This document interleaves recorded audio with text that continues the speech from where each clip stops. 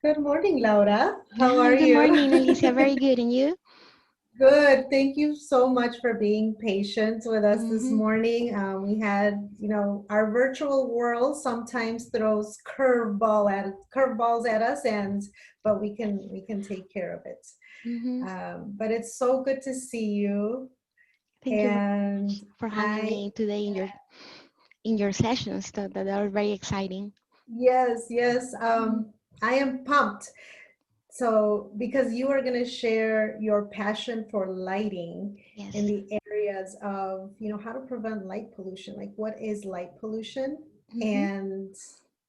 and enjoying the dark sky, right? Yes. Mm-hmm. For sure.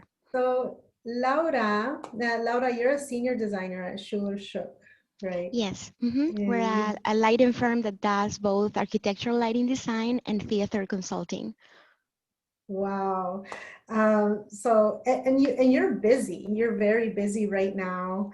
And when we met, like I was thinking about that, it was probably over 15 years ago, Yes. right? Yes. And also doing Mm-hmm. lighting. We were working on the McCormick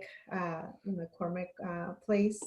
Yes. And that's where we met. And years later, here we are, still Mm-hmm. pursuing our passion. And so please let us know, like, I want to know a little bit about your background because I think it's interesting that, I mean, you have an architectural background, which Exactly. adds to Mm-hmm. your expertise. Can you talk a little bit about your background? Sure. I am from Ecuador originally, and I studied architecture and graduated from as an architect in my country. But I always had this curiosity about lighting.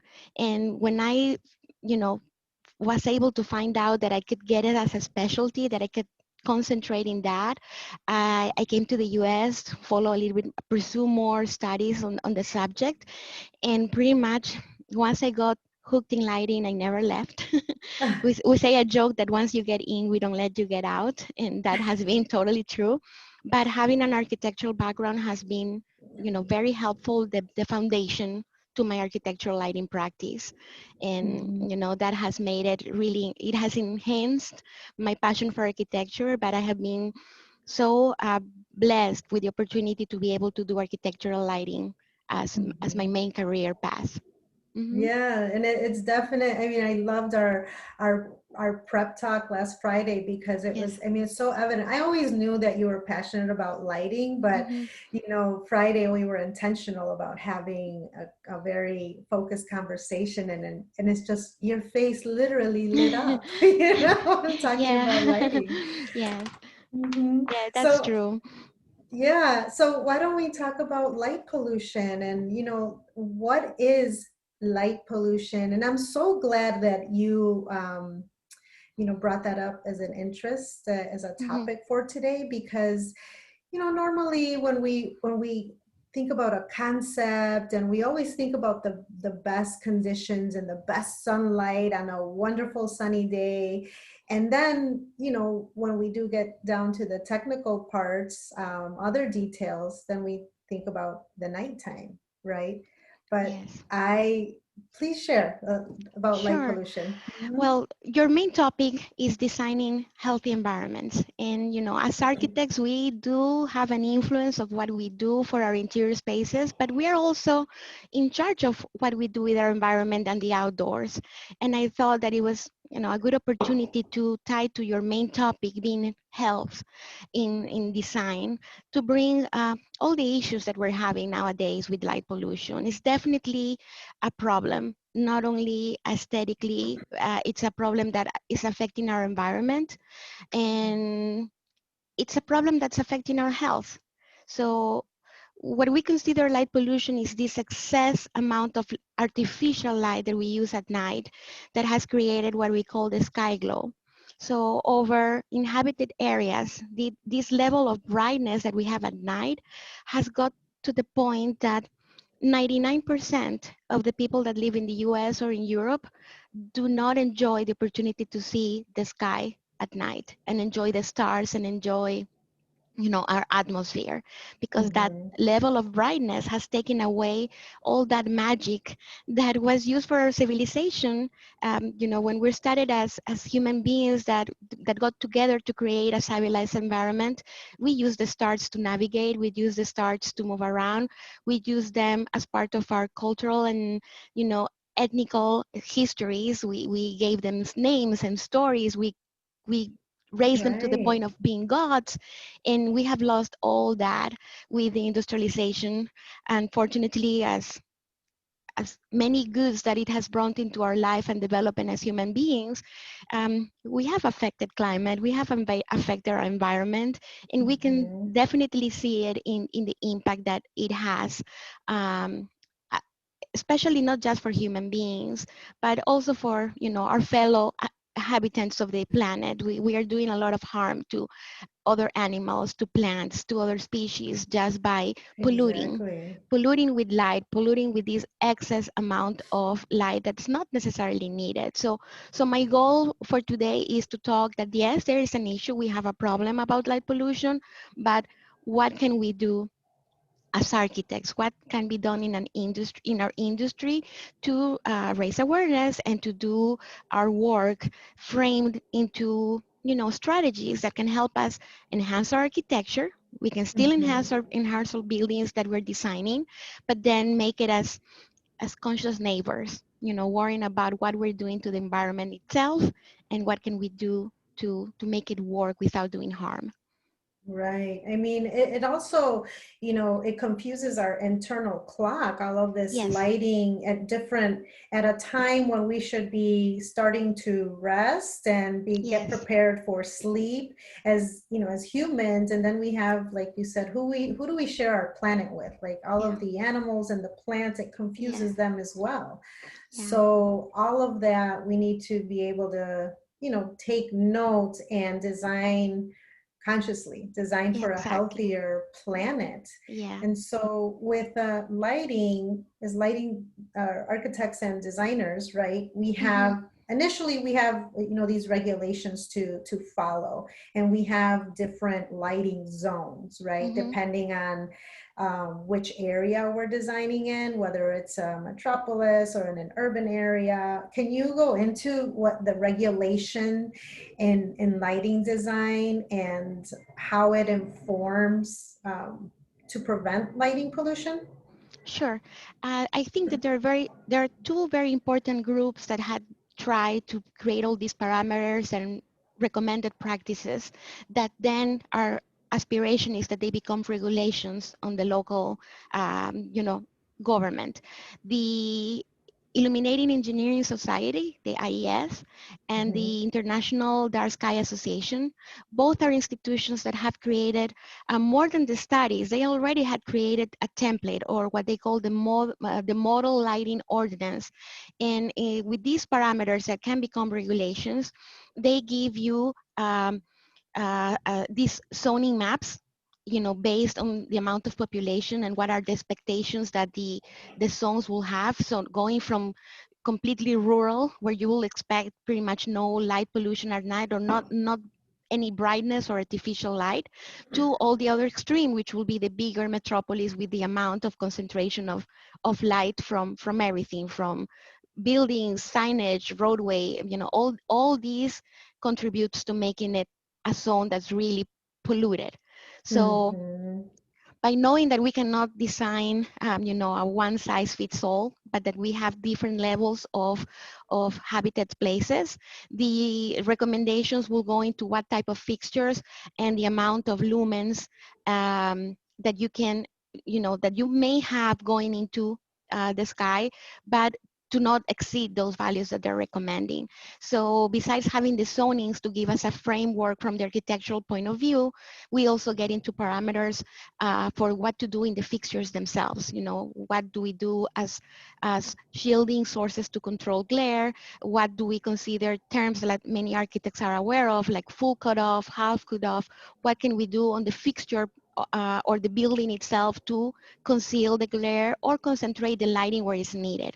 That's kind of the key point, is we do need the lighting, but let's not use it with a source or a fixture that will just spread the lighting everywhere. Let's use it with a fixture that will have controlled optics so that we put the lighting where it's needed at the right light level that it's needed, and taking into account the reflectance that we can get from the sources nearby, because that will also have an impact on how Mm-hmm. much will reflect back into the sky. Mm-hmm. And by having these parameters, these ordinances, both the design individuals, the design industry, the end user as a client, and the local, municipality or the government have the same talking point. We will have the same metrics. We will have the tools to really make informed decisions. And Mm-hmm. at this moment, we don't have one ordinance that is taken everywhere. This is the most accepted. I think these two institutions have been the leaders in having this information. But at the end, whatever the municipality wants to enforce within their own lighting ordinances, in their building permits, is going to take the leading role. And hopefully, by educating them and by making them better neighbors, we're contributing with the overall design. Mm-hmm.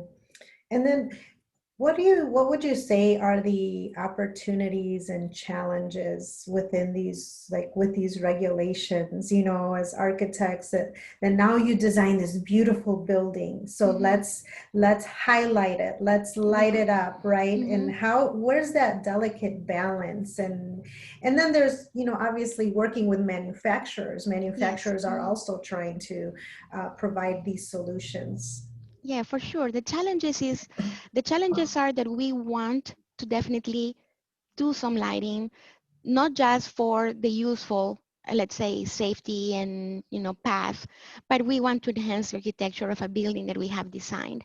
And it's not that we cannot Mhm. do it by looking into, yes, the optics of the fixtures that we will use. We do a lot of work with that. That's kind of the first step, making sure that we're using the right lighting tool to enhance the architecture that we want to highlight.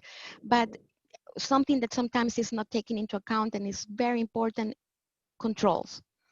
By having dimming, Mhm. by having control either by sensors or by time clock, we're adding this layer of um, really using and concentrating the lighting where it's needed and when it's needed.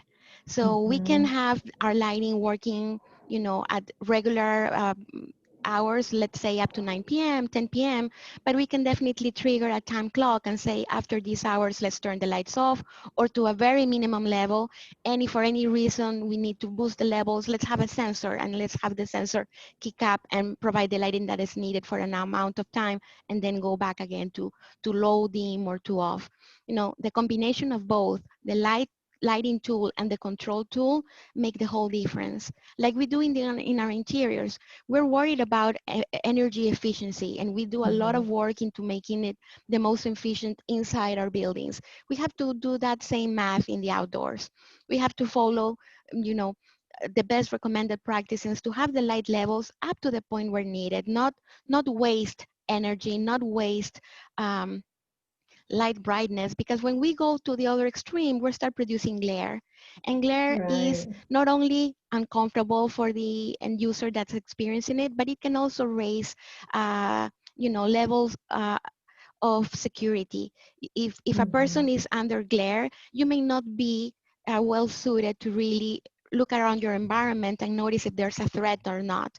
So a lot of people have this wrong idea that if we want security around our buildings, we have to be really bright.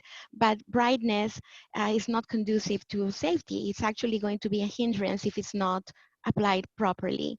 So we have to think about all those issues, um, and they holistically become what we end up making a successful project, a good neighborly project.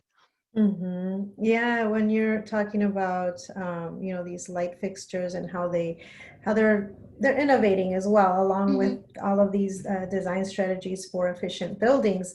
What about when LED came out? Oh, LED is so Um, efficient, but yes, what was yeah. the issue with that? It came with a lot of caveats. The main issue, if we go to the quality of the light itself, it was really bright. We were forcing these tiny little nodes to really replace our traditional light sources, and we needed to do the math. You know, we needed to do the research to make them non-glary sources, and we still struggle a lot with that.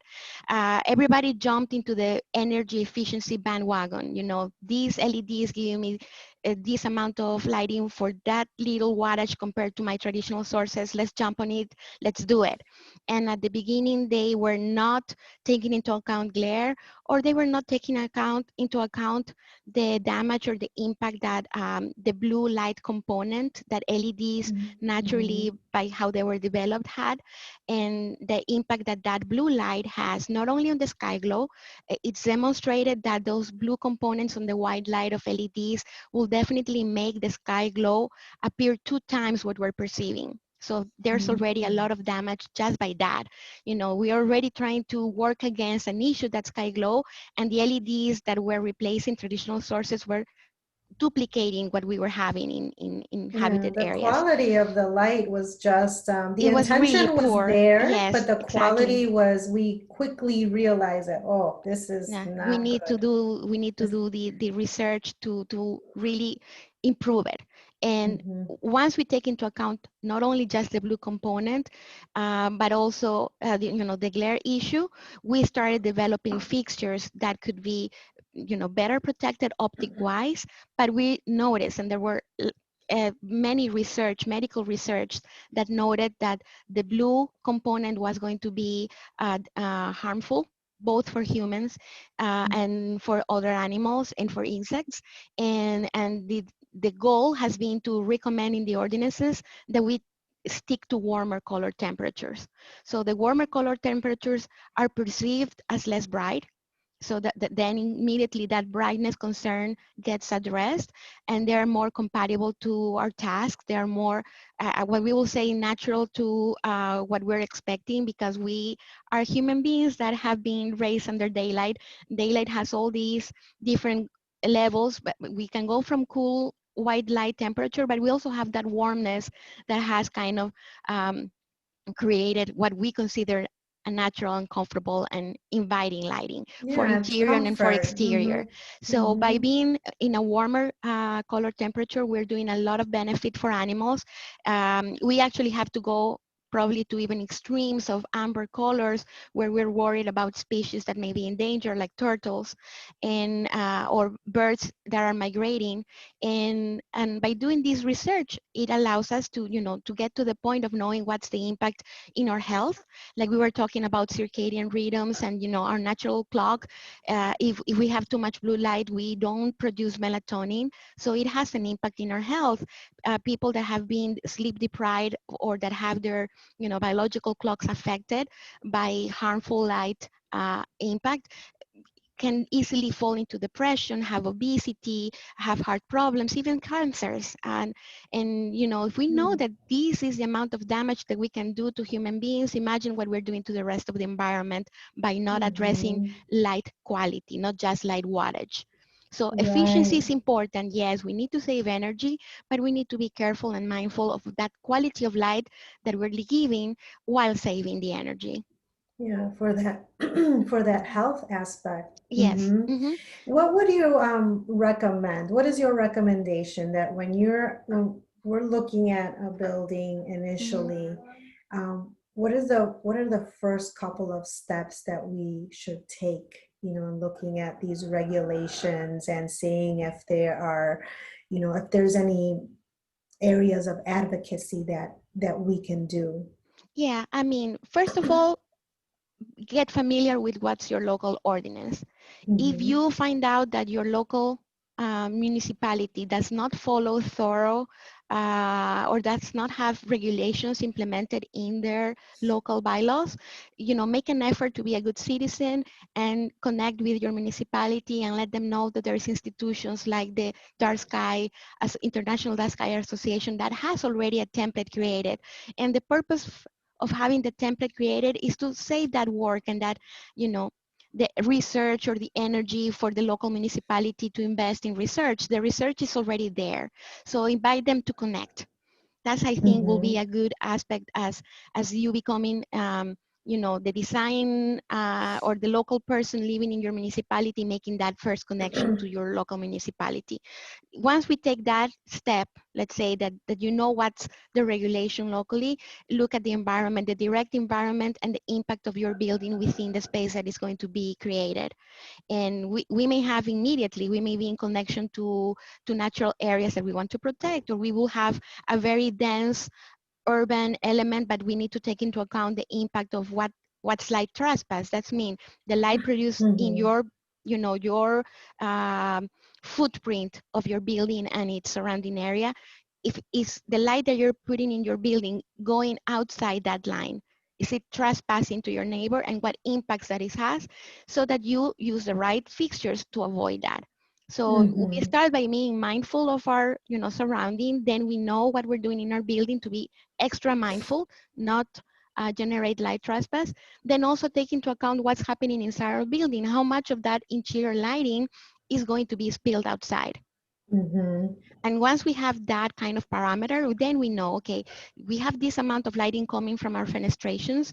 What extra lighting do I need to put in my building to enhance it? And what extra lighting do I need to put in my outdoors to make it safe and that enhances you know, the visual of the space. And you know, sometimes we need less light outdoors because we are already accounting with some light that's being spilled from the indoors. It's not every building has to be turned off at night. For safety, some of the lighting and the perimeter remains on. That's lighting that definitely contributes to the outdoor levels. So Mm-hmm. we do the math of adding up that interior lighting spill, what we're going to add, where is it concentrated, and again, we go back to the parameters of where and when and how much. You know, Mm-hmm. if we control those parameters, we're doing a good job by enhancing our building, but not doing damage to our building or our nearby buildings. Yes, and so there's advocacy with, the regulatory, Hmm. side, and Yes. then there's advocacy with lighting manufacturers. Because Yeah. recently, what we experienced is sometimes we work with the organizations that have set specifications. Like we Hmm. work with this manufacturer, and we use this light fixture. Hmm. And then when we're trying to reach a green building certification, for example, Hmm. they have, like, let's talk about lead. There's like Hmm. the bug method, right? Yes. The backlight, uplight, glare. Hmm. The fixtures that our client chooses does not have they don't have these ratings on their Hmm. fixture. We have found. And so that part, we find ourselves doing advocacy work. Okay, it's fine Yeah. that you don't have it, but let's try to figure out how you can get these ratings onto your Yeah. fixtures. Do you find yourself coming across this situation? Well, when we are the lighting designer, we obviously go to the manufacturers that have already done the research and have already the bug ratings in their fixtures. We do, you know, the thorough process of determining the zone. We know if our building is going to go to LEED or if it's going to go to WELL. Even if they don't go to these certifications, we still know kind of the parameters of what, you know, our states at least follow a local code, even if our municipalities don't Mhm. have a lighting ordinance. So we know if we have to follow ASHRAE or if we have to follow International Energy Code. And those offer parameters of what's expected for the zone. And most of the manufacturers, you know, good lighting manufacturers for outdoor products will have the ratings. They will let you know that they have done the research and that they have gotten, you know, approved and certified ratings to meet these standards. If Mhm. for any reason our client wants a product that's not within those parameters, we do the due diligence of advocating for the ones that do have, and if not, Mhm. at least to make sure that we do the testing or the research to know that whatever they want to use will have at least the minimum requirements, because obviously Mm-hmm. everything is driven by cost. But most of the Right. fixtures that we're using for outdoors know that that's what's expected from them, that the design community is expecting for them to have done the research and to have had certified their products within the parameters that are into use, at least for the main uh, energy and lighting codes, even if the municipality does not have a specific ordinance. Mm-hmm. I can see that you're already ready with, you're armed with the knowledge, and when Yeah. when you work on a project. And what I enjoy about the, green building and designing healthy is that Hmm. our work is very collaborative. It's super collaborative, where we cross-pollinate our knowledge, Yeah. right? And so while you're talking about, watching, talking to the client about which fixtures, and we're at the same time, when we're monitoring efficiencies, we're also, many times we talk to energy modelers, the engineers. And so it's like a back and forth. It's a really nice, I really enjoy the process, right? To Hmm. see how these buildings, these designs are formed. And can you talk about like your collaborative process as well, like what that experience and Yes. the Yeah. benefits Hmm. of it? Yeah. I find that by having opened our minds to creating greener buildings, sustainability has become not a fad, but actually a core of our design industry. Like, we as the designers and the engineers and the architects come together knowing this is a must. This is something that we must do. It's not something that we may do. That's the first step. Then we becomes the advocates. We becomes the tool to educate the end user and the client. We are lucky to find end users that are educated on the subject and that don't have any qualms into doing all this work. But we still find now and then people that don't know the value of these sustainable efforts, and we need to educate them. We need to show them what are the benefits that they're gaining by doing all this work. Once we have the whole team on board to do a collaborative effort, this back and forth that we have between engineers, mechanics, plumbing, electricity, the architecture. I mean, I'm the lighting designer, but I'm finding that the design team is doing all their efforts to have a painting that is not toxic, and the interior designer is picking furniture that is not going to produce waste. We are doing all these work together, knowing what the other teams are doing to gain. So when we try to get that middle ground, because we know that everybody has collaborated on their own area of expertise, it's not like, oh, all the responsibility of saving energy has fallen in my lap. No, it's combined with what with in the past it used to be like that. Nobody wanted to give and take. Finding the So middle it's ground pointing is not fingers. easy. Yeah, it's like, I'm not exceeding energy with a refrigerator. It must be lighting. But now we start with these are the goals. Everybody wants to get there. What can we do to Uh-huh. get to a middle ground? What can we do to all of us be, as mindful and as resourceful? And at the end, when we get, this building certified to the highest level, that shows that the team made the effort, made the due diligence to collaborate. And I think in Yes. the end, we get, my personal opinion is that we get more humane buildings. They stop Yes. becoming just structures. They become spaces that were thought for who's the end user, a human being. We need to do Mm-hmm. humane work, and being a good human being for me is also be respectful of our environment, respectful of all the animals and insects and plants and rocks that we share our planet with. So we are not here to be selfish. I think that, Even the rocks, I like that. yeah, yeah, even the animals that I don't like, that's like snakes, Even the insects. even the insects, we have to be mindful. I mean, we are a whole Yeah. ecosystem. If we don't think about us as being one more element of a whole ecosystem, we're not headed for success. We're not headed for an environment that's going to be a happy world for us and for the children that are coming after us. Yeah, you're absolutely right. I mean, last Hmm. week I spoke with an ecologist, and it Hmm. was just he defined ecology as a study of our home. And, we must be able to study how we are changing and adapting and Mhm. taking care of our home, right? Yes.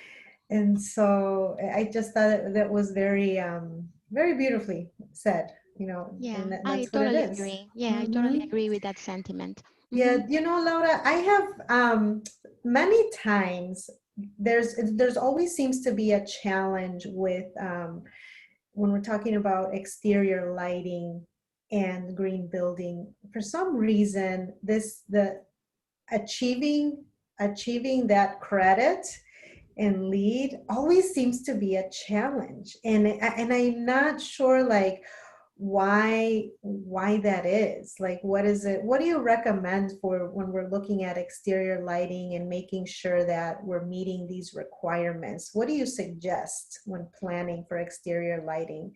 Because you Sure. talked about the light trespass, and Hmm. there's like a delicate balance of meeting, green building lighting requirements and also meeting regulation. Like regulation always seems to be the challenge for us in Yeah. meeting that requirement.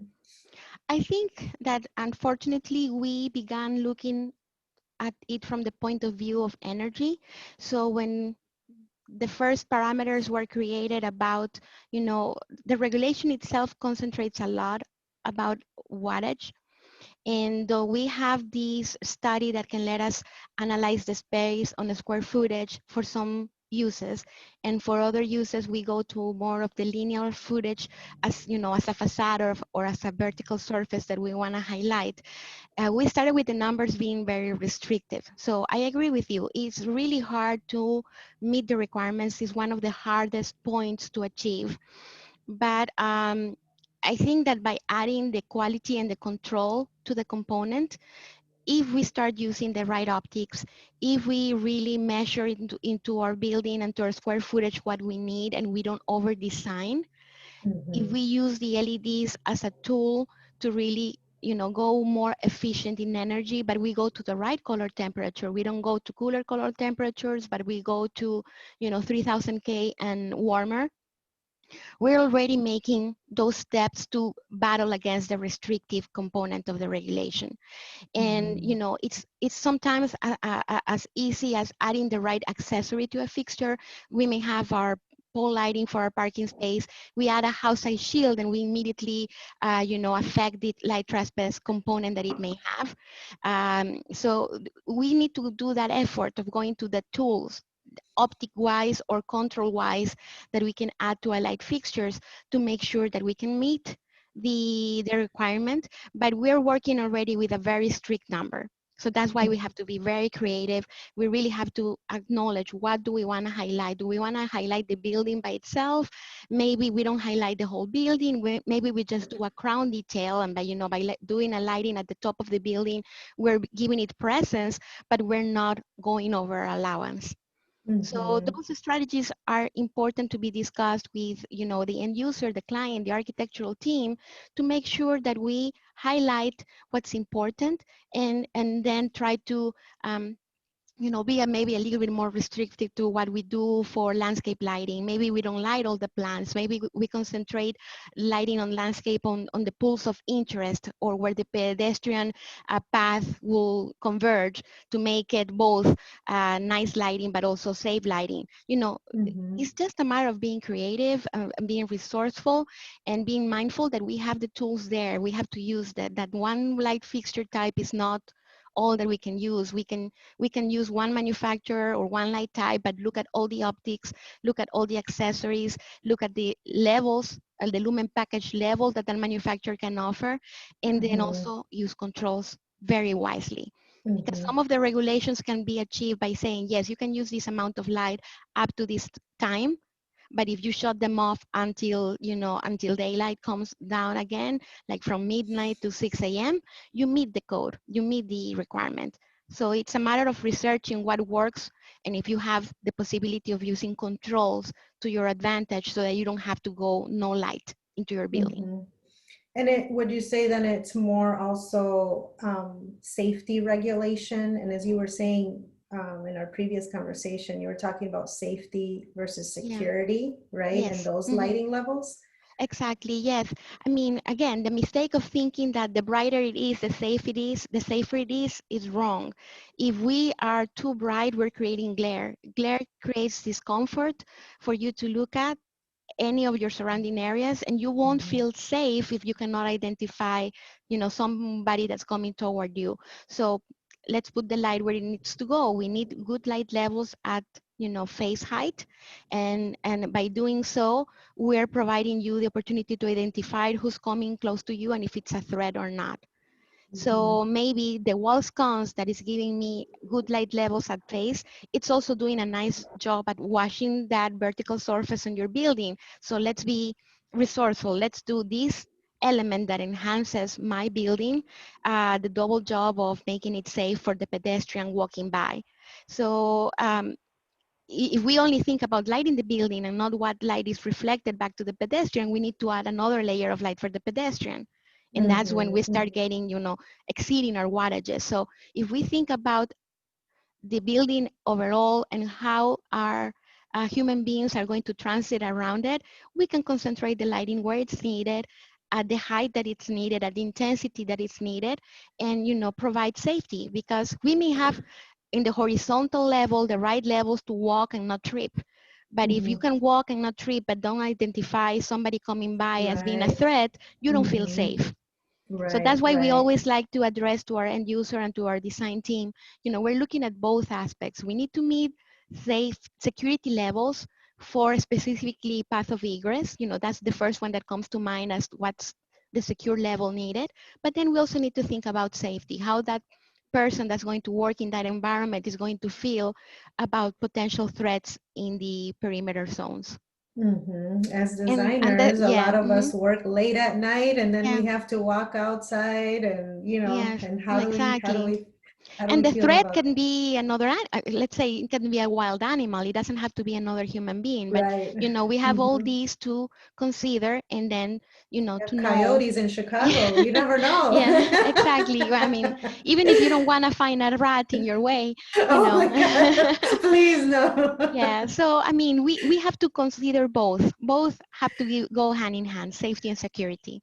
Yeah, Hmm. something occurred to me. Do you work with solar powered lighting, exterior Yes, lighting? So yes, what does that look like? we're Mm-hmm. doing so much work nowadays with that, but it takes time. It took time Mm-hmm. because obviously there's a cost that's Okay.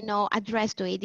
It's not necessarily a, a cheap investment at the beginning, and sometimes when you're doing the math for your project, you are looking at the initial costs and not necessarily looking at your return on investment and what you're going to save. But as Okay. the costs are getting better as we're using solar powered elements on other components of our buildings. We're seeing the benefit, the immediate benefit, and then the return on investment Yeah. coming to shorter year gaps. If you talk to an investor, they tell you if it's not 3 years and under, I don't want to know about it. And at the beginning, when we were doing the math, you didn't see return on investment until 10 years. So it was easy to say, no, I don't want this extra bells and Mm. whistles on my fixtures. But nowadays we're getting to a point that yes, it's still not completely cheap. It's not that everybody can jump in the bandwagon, but Yeah. if we're getting institutions that have the money to do it, we're advising them, maybe do your parking lot.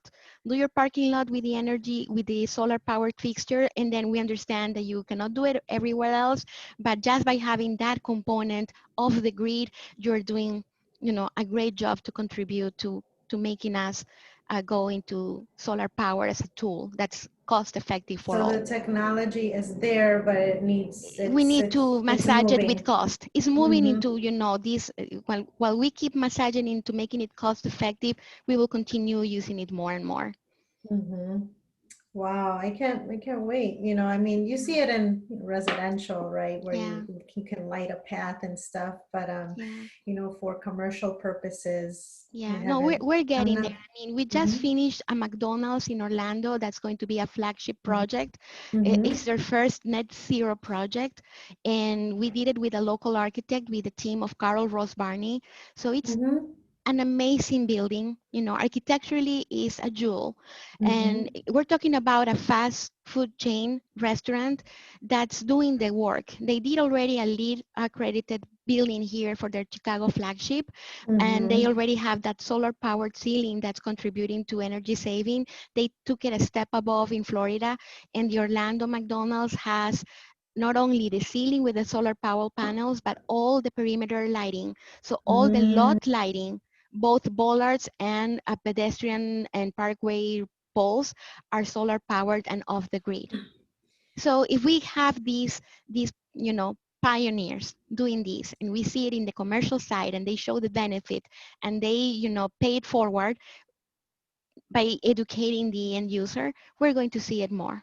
We're definitely going to and see you're it a more part in of the that commercial. pioneering effort, right? Oh And yes, you're, it was very very exciting to be part of their team working on the lighting side. We did very very cool things in the building overall lighting wise. But those are the things that come to mind into how can you do it in the commercial side? It's your parking lot. That's a first step.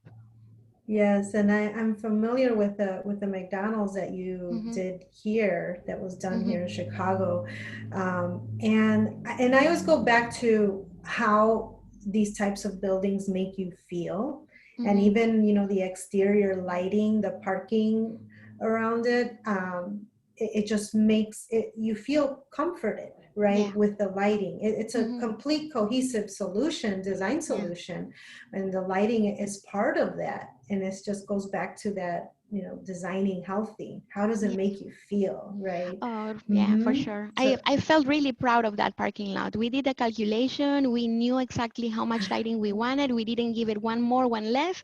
And then only two poles need the house shield. I mean, I am a wow. nerd. I love doing those That's calculations, but incredible. it's like, you do the math and you get it. It's a very easy, lighting exercise to do and show your design team. Yes, your building lot is meeting the requirements.